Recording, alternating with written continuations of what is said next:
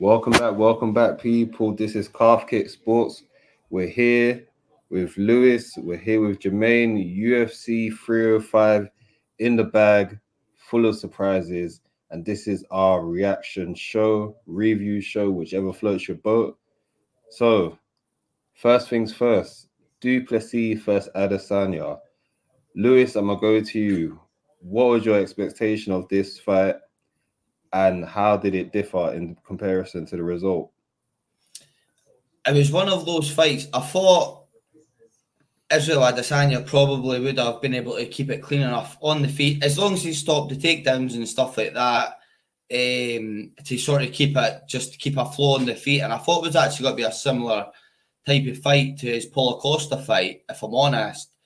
Obviously, Duplessis just continues to sort of surprise you every single fight. And you just don't really know what to expect him, because he does everything. It seems like nothing sort of quick and like clean, but he does what he does, makes it work for himself every single time. So I didn't actually fight. It was one of those, I've had enough of doubt in him, because DDP, he just continues to prove me wrong. And after the Robert Walker fight, I think you're sort of like, you can't doubt him anymore, even though it's Israel Adesanya. I think it was going to be a close fight either way, but I didn't think that the way it went, I was shocked about like Adesanya, because I think Adesanya looked well on the feet, and even his takedown defense and getting back to his feet was pretty strong. But DDP overall, he's just in your face non-stop, and I think he just sort of surprises fighters when he fights them about how quick he can transition to the stand-up, to the grappling, and even though he might look tired, he's just constantly sort of flowing, and he'll always be throwing, and he's obviously still powerful in the later rounds, which he proved. I did think I was surprised about after like the fourth round. The fourth round, I thought it's going to go to decision, and as he might sort of keep going the way he's going, he got in a bit of a flow. But you just can't count him out ever. Even though it was a really close fight and stuff, I thought as he's got to run away with it, and that type of, when it got to that late on in the fight. But DDP, man, he just continues to prove everybody wrong. It seems like one of these fights, I don't know who's meant to come up against him. His style just sort of throws people off, I think. But I wasn't surprised by the end of the fight, but I think they were both looked really, really fatigued. Listen, I was here thinking Robert Whittaker. After the result, I said, Robert Whittaker, if you're a Star Wars fan, people, you'll get this reference. I was thinking Robert Whittaker is our last hope. At the beginning of Star Wars, when Obi-Wan goes to Tatooine, he tries to try and find Luke Skywalker, and is like, listen, that's our last hope. That's how I see Robert Whittaker. I just feel like if he can't do it, then Duplessis might have the most unexpected long reign in a while. But Jermaine, what was your thoughts on how the result went down and from what you expected it to be? Man, I was very nervous before this fight started. Like, walkouts are happening. I'm doing like deep breaths and like just trying to calm my nerves, because I'm a huge Izzy fan, but you just never know what to expect with Duplessis. But touching on Robert Whittaker, going into this fight, he was saying leading into the DDP fight, or even in the DDP fight, he's looking at him like, yo, he's slow, he's sluggish. And he's like, but then all of a sudden he hit me in the face. And it was, you know what I'm saying? Like, so he's like, even in there, it looks sloppy when you're facing him. So it's real tricky. And I was watching the fight again, and like when he's catching Izzy, as Izzy's leaning back, and it usually works well, Izzy looks pretty surprised that he's able to hit him at that distance. In the fourth round, Izzy's putting it on Duplessis. All right. I had it 2-1, like going into the fourth round. And then Izzy starts putting it on Duplessis. And then all of a sudden, Duplessis was like, this is my fight. Wait. Did you have it 2-1 to DDP? No, 2-1 for Izzy. Okay, yeah. Likewise, I had the fight going for Izzy going into the fourth. And then he looked amazing in the fourth. And then all of a sudden, he didn't. All of a sudden, he looked more tired than anyone. And DDP just found all the energy in the world to not only land those punches, take the back, take him down, lock in the submission. All of a sudden, he had this burst of energy to just finish the fight when he looked like he was done in the third. he looked like he was done. But yeah, I don't think anyone can really plan for DDP in his style. I think with DDP, and I was saying this in the chat, where he's so awkward but committed to what he does, that's why it's scary, because there's a lot of people that, you know, they're awkward or their technique's not the cleanest, and then they'll go up against someone like Izzy and they'll start, you know, second guessing themselves because they're just like, this guy's so masterful. But with DDP, he's just like, I am who I am. I'm a dog, and I'm just gonna commit to being that awkward guy. And I feel like with Izzy, all the counters he was doing against a cleaner fighter, that works. But then when you're facing an awkward fighter like DDP, like you alluded to, Jermaine, there's certain points where he's leaning back, and against a cleaner striker, that punch is not landing against Izzy. But against someone who's like got the most awkward technique ever, I remember, I think it was before I think there was a left hook before the sequence that he got finished. I think it was a left hook that landed.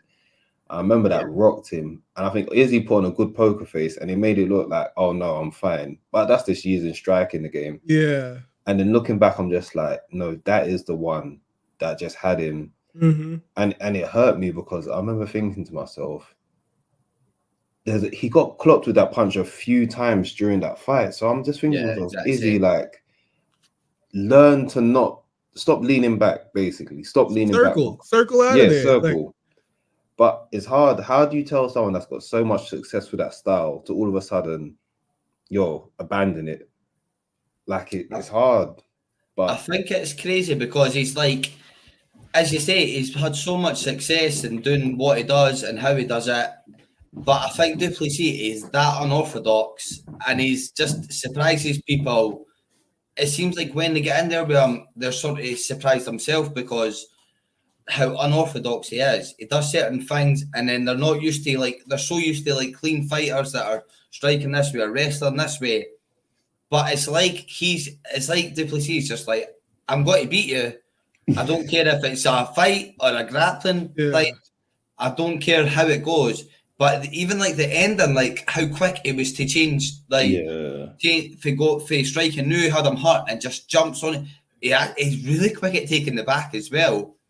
It wasn't even clean jiu-jitsu. He just like literally just went in there, just basically just bear hugged him and just said, wherever sinks it will get it done. He just manhandled him. There's no real technique in there. There's no technique. He just does it.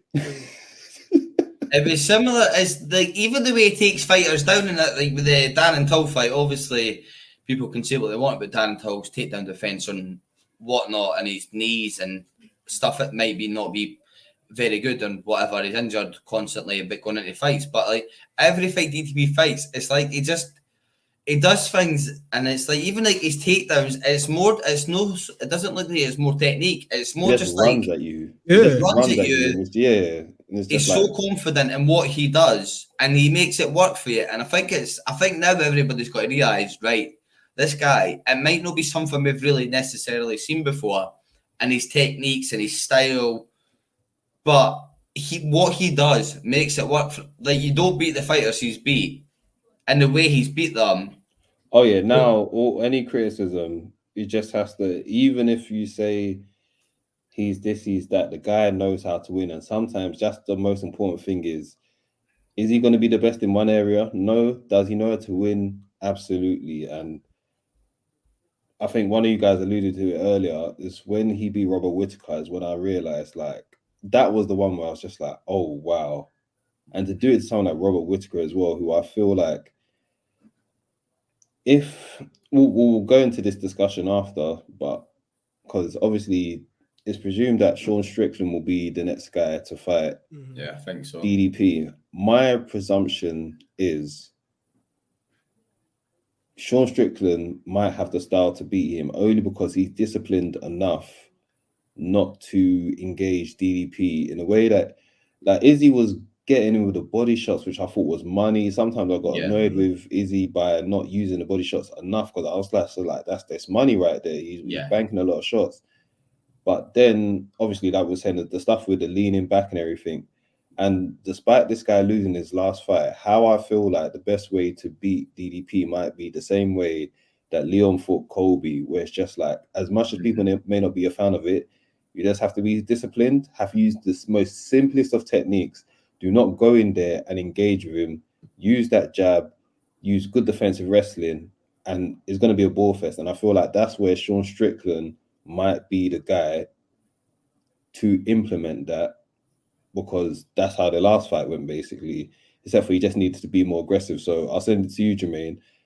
Who do you think will be next, and how do you think that fight goes? Well, next for DDP would definitely be Strickland. But I even with that, I like Strickland could have won the first fight. I feel like he just allowed DDP to stay in there because his lack of volume. You know, if he just extended those combinations, he would have dominated DDP. And that's how I felt when I was watching that fight. But I don't feel like Robert Whittaker's, like, just the way he was dominated in that first fight. I don't know if he's gonna come back and somehow put up a better showing against DDP because he's just so awkward. And then with Khamzat, he's not active enough. And when we've seen the cardio issues with Khamzat, imagine a 5-round fight with DDP.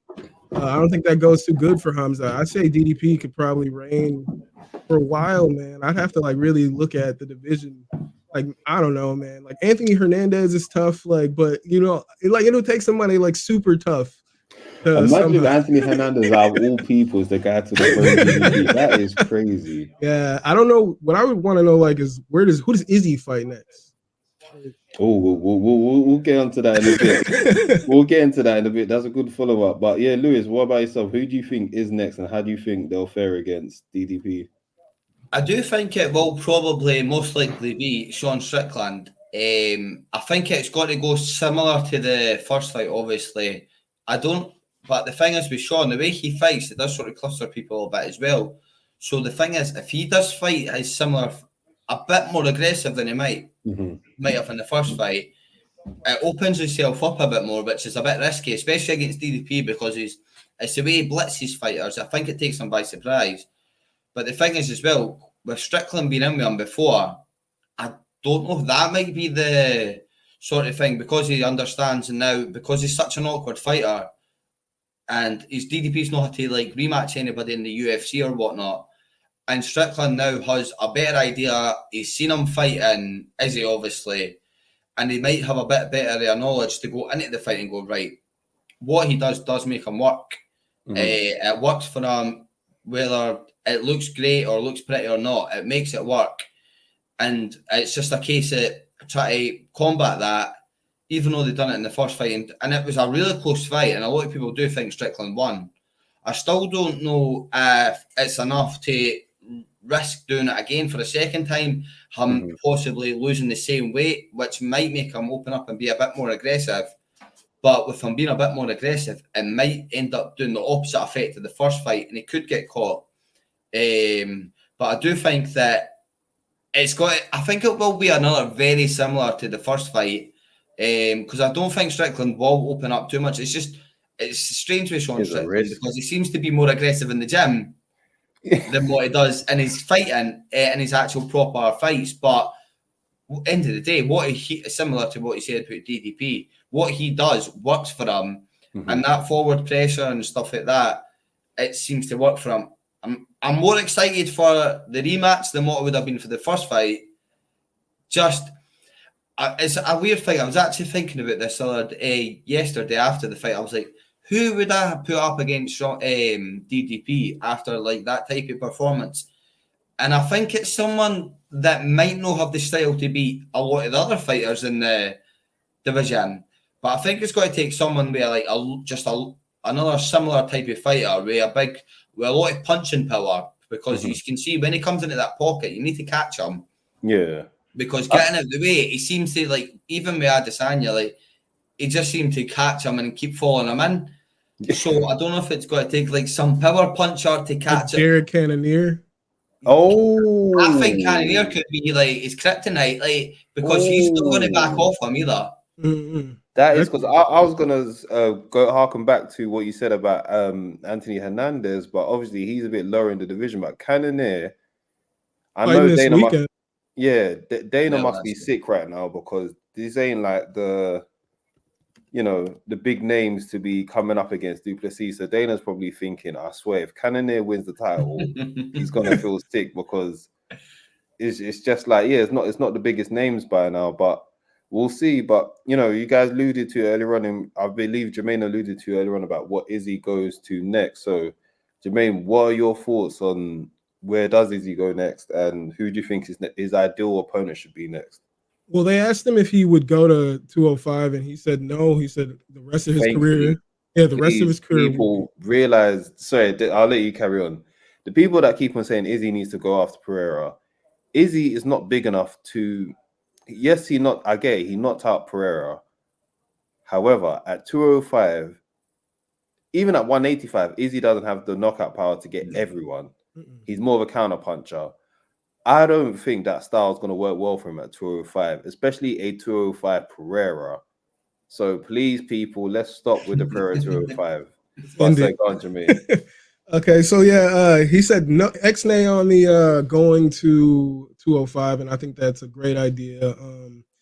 I think he should fight like the winner of maybe Imavov Allen when they fight in Paris. I think the winner of that should fight Adesanya for a. I mean, at this point, is he a gatekeeper? I don't know if he's not one fight away from a title fight, you know, because he lost. You know, he was submitted. I feel like he needs to win a couple at least. So right now he's kind of in the gatekeeper status of if you can beat Adesanya, then you can fight DDP. I think, you know, how the next fight goes gives him gatekeeper status. I think now he's just a fallen contender. Yeah. If the next fight doesn't go the way it needs to, then there's an uncomfortable conversation of, yeah. And I believe the worst thing is his fighting style, anyway, is so one-dimensional that there's not too much areas to really change up for him to be different. So we'll see. But Lewis, how about yourself? Who do you think you should fight next? Well, actually, I seen something on, I think it was Twitter or whatnot, or X as they call it now. But although they have the same manager and a lot of people was pushing back against it, Jiro Prohaska was talking about moving down to middleweight. Oh. And I would like to see that fight, but a lot of people were talking about they've got the same manager. And that's not happening. So I don't think that's a possibility. But if I could pick, it's a fight I would like to see, but I think he would put the pressure on Izzy instantly, and I don't know how that would go. But other than that, at middleweight, it's one of these, because he's had so many title defenses and he's that much a superstar, you sort of need that big fight for him, I think. It needs to be, I don't think you can just sort of throw him in with a smaller name that might be on the rising up or whatever. I don't think he would even take that. I think he wants and needs a decent name at least, if not a big name. Yeah. But the problem I'll go through the rankings now, because this is where it gets difficult for Izzy. Mm-hmm. Cool. So obviously, DDP champion, Sean Strickland number 1, number 2 Izzy, 3 Whitaker, who's beaten twice, 4 Imavov. So that's one of you guys mentioned, Imavov. So he's facing Allen next. So I think that actually that might be the one. So if Imavov or Allen win next, that'll be a good one for Izzy. Number 5 is Cannonier, who's already beat. Number 6 is Vettori, who he's beaten twice. 7 is Allen. 8 is Paulo Costa, who he's beaten. And after Costa is Hermanson and, you know, 10 and lower, but there's no reason that Izzy should be going any lower than that. No. So, as an Izzy fan, I would love to see him fight Chris Curtis next.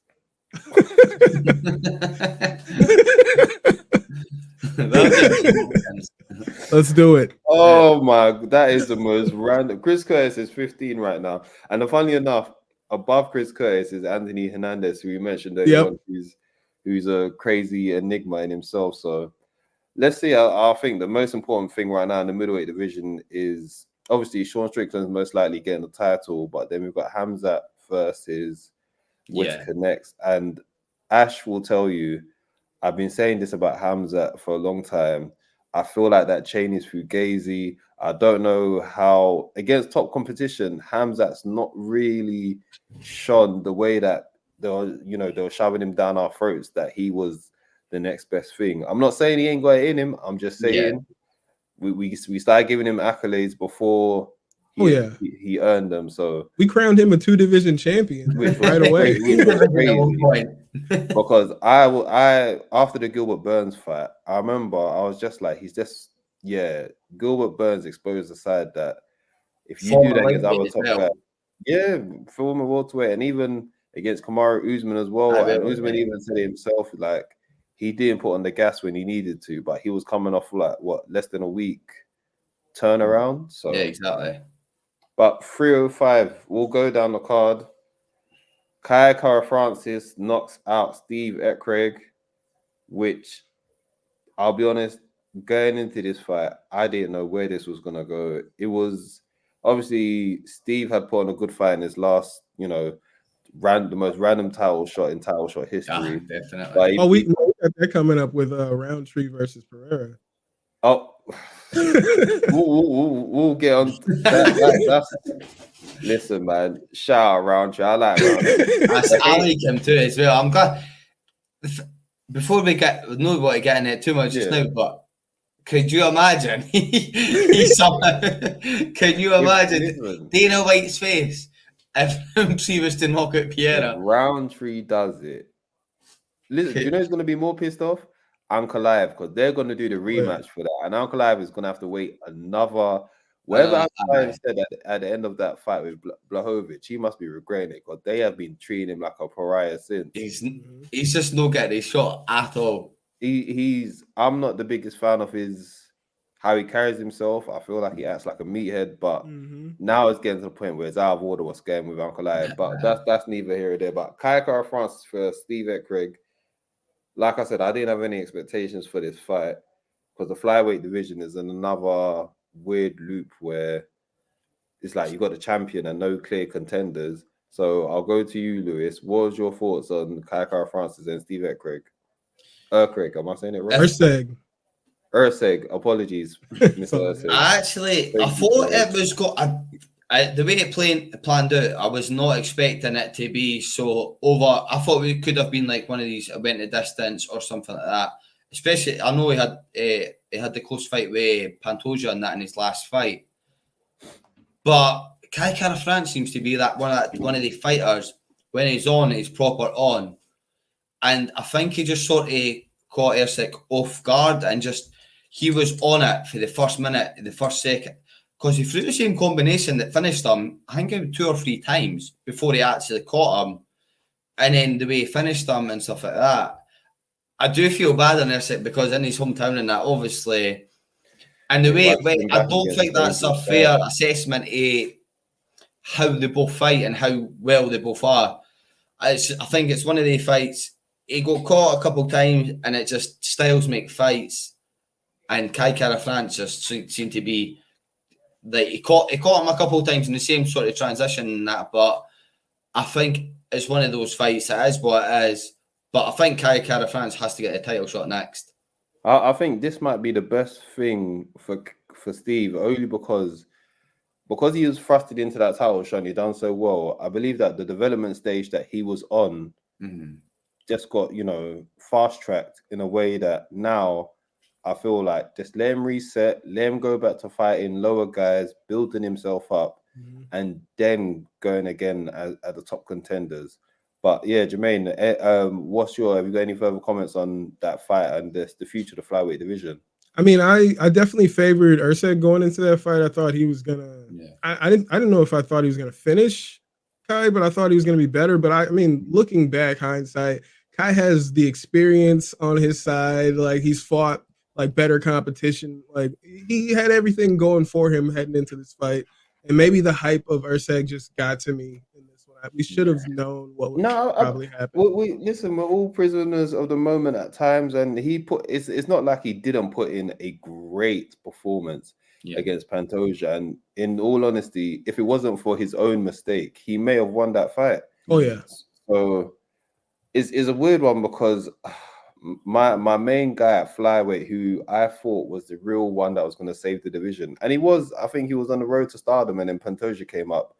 Brandon Moreno, who's basically another one who's beaten literally everyone else in that division and faced everyone how many times, but I know he's on basically a bit of a hiatus to see, I guess, to get his spark back for MMA. I think he's like, understandably, you fought a guy 4 times, fought Pantoja 3 times.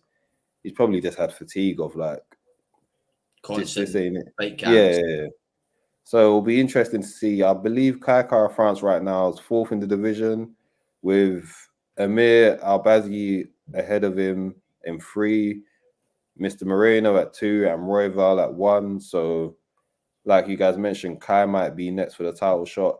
Albazi, if I recall, I don't know too much about him, but from what I recall, he had a fight lined up and then it got cancelled. Yeah, he won a controversial decision over Kai Kara France. Also, Yeah, that's what I was also going to mention as well. So his last victory is actually Kai Kara France, but he hasn't been active since 2023. So yeah, Kai just might be the guy to leapfrog Something him. more on Albazi. Did you see the Mohammed Makayev?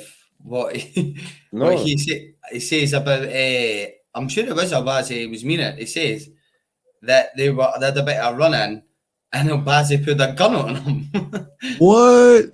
Did you know? I seen it. I was like, No, I didn't hear that at all. I was like, what? Like they were apparently they had a bit of beef, and then they were sort of they were like they were going to fight, and apparently Albazi put a gun on him. Makayev is starting to make more sense more and more why the UFC were just like, do you know what? But Albazi pulled the gun out, right? No, but I know he's pulled the gun on him, but how many times are you gonna have run-in with guys outside of constantly? Every fight, it's not just the thing. It's not just even fighters that he's duty scheduled to fight. It seems to be everybody. It seems to be, and that was the rumor that he pissed off UFC staff as well. It wasn't just a thing of how you conduct yourself outside. It's like, if you're gonna cause so much trouble for the UFC, you better be a name. So the fact that you're causing trouble, you're having boring fights, and you're not, as you know, the estimate that you give for yourself isn't as big as it is in reality. It's not a good look. But we proceed. The next fight, Dan Hooker versus Mateus Gamrot. Jermaine, talk to me. What was your impressions of this fight?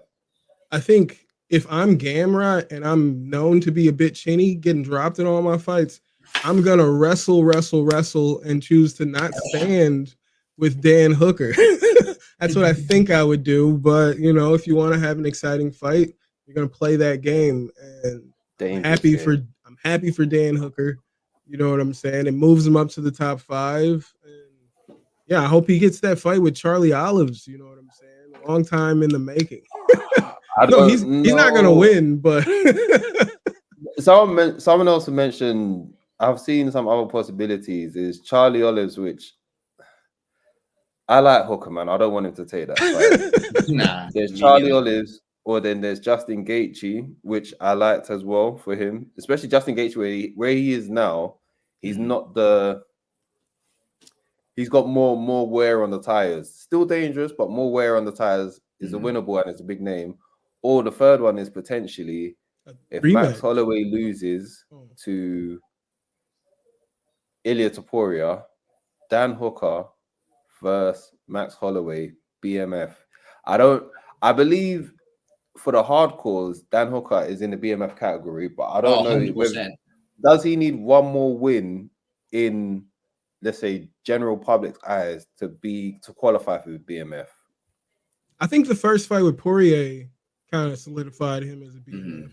I think like retirement fight for Poirier with like 5 rounds, I think that would be pretty cool. Against that, listen, don't Poirier's beating him again. Listen, man. But let's be real here, right? So where's the ceiling for Dan Hooker? What he's gonna beat Islam Makhachev? All right, let's cash in on the biggest fight. That's what I'm saying. The BMF route for Dan Hooker, that's the route now. Just go in there, just be known as the guy that has scraps with other guys that have scraps. So, like I said, Justin Gaethje was a good name.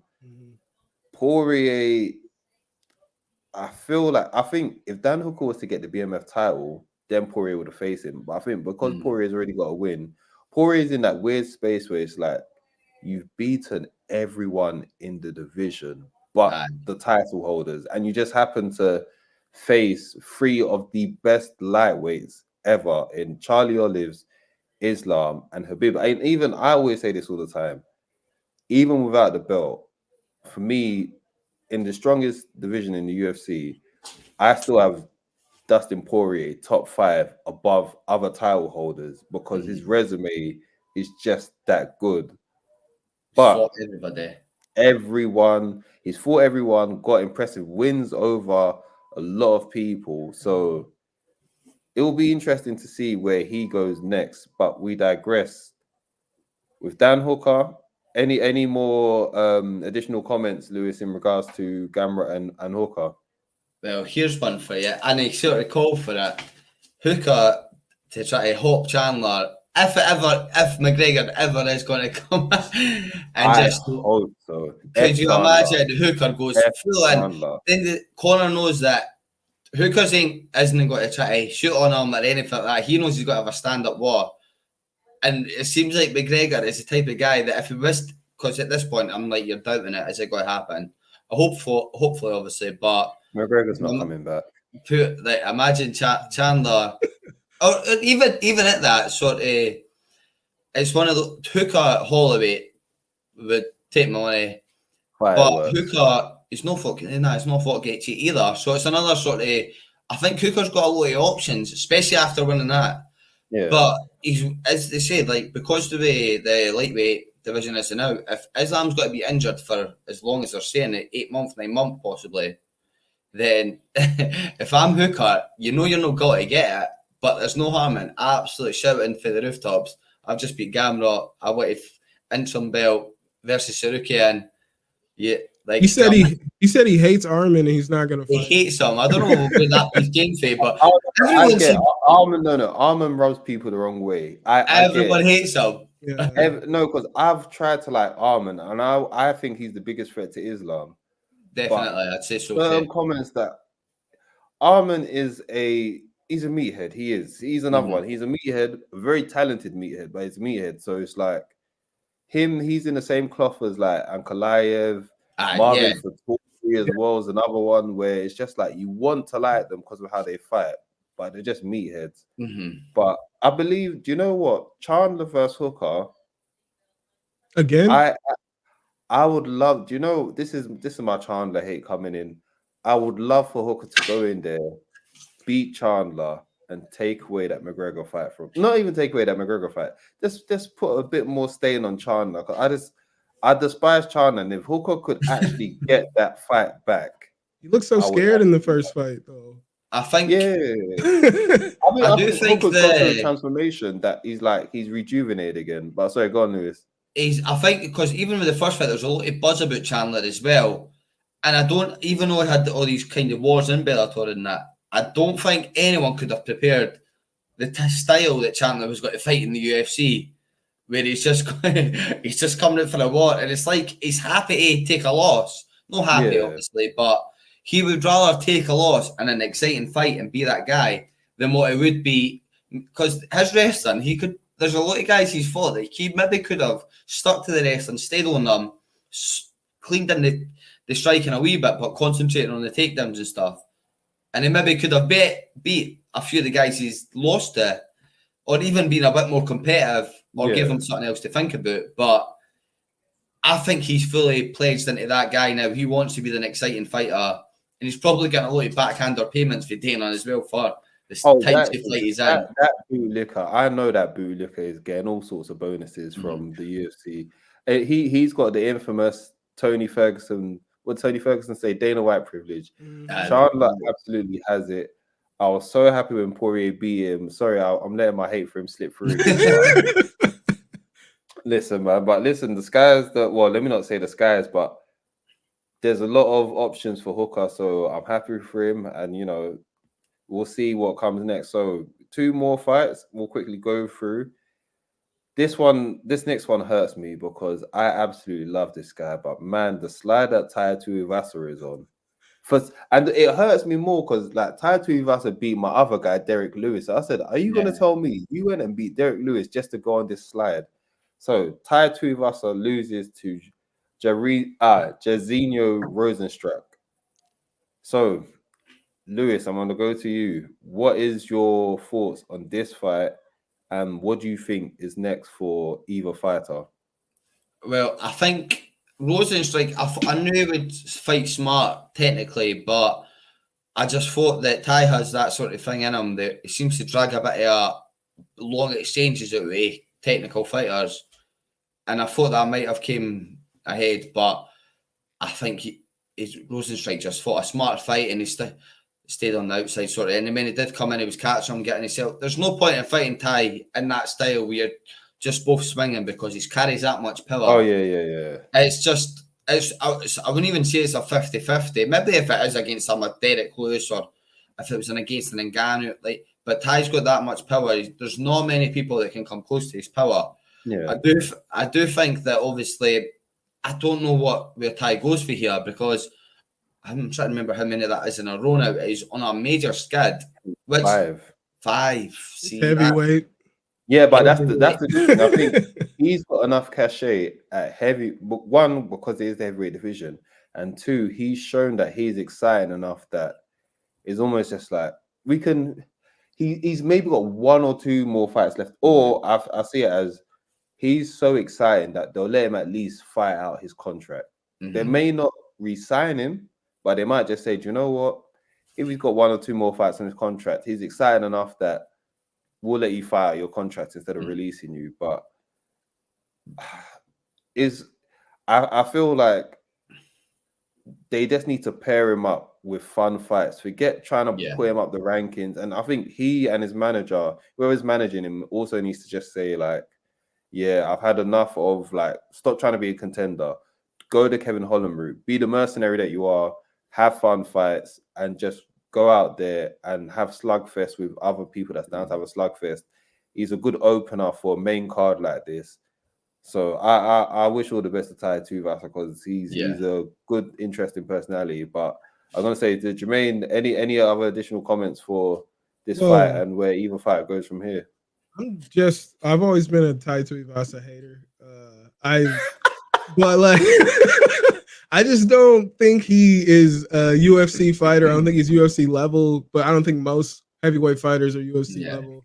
I think it's always just like one punch and you can knock somebody out. So that'll get you pretty far in the heavyweight division. And if you're Jailton Almeida, you can run through most of the division just because you can take people down like it's heavyweight. So Ty, he could be fun fight. They're fun fights for Ty. I think there should be a BMF belt for every division, and Ty could be in that league, just fighting in BMF fights. That's where he is, just in slugfest. Maybe he should be boxing, but nah. Like when he let him fight Jake Paul. let him fight Jake Paul. Oh, Jake Paul would never, because that's the type of fight where if Jake Paul ever faced him, Jake Paul will be piecing him up. And like you said, Ty is one of those guys. He just needs one punch. Just indulge him on inside fighting, and it's just bam, you're on the floor. But Ciryl Gane fight, that one, he clipped him just slightly and almost put Ciryl up. Ciryl Gane's my guy. That's I really like Ciryl Gane. So I was telling people he's gonna outclass him, and then that happened. I was like, no. To be fair, it was a good gut check for Ciryl Gane because it was a case of he was outclassing him. You got sloppy, you got hit, and then we got that moment where it's just like, what type of fight is Gane? He showed he's got that. He showed he got that dog in him. So I said, there's hope for that man yet. But we got one more fight on the card. So Carlos Pratis defeats Li Jingliang. Jermaine, talk to me. What a finish. Talk to me about man. This is the fight that I thought was going to be fight of the night. Just Carlos Pratis just looks so sick coming into this. He's longer than most people think he is, and I knew he was going to be able to touch up. I'm going to throw a pause on that. I knew he was able to touch up Li Jingliang and knock Li out. The first person to knock Li out. His fight before this, when Pratis fought Radke, he started mouthing off to Bilal Muhammad.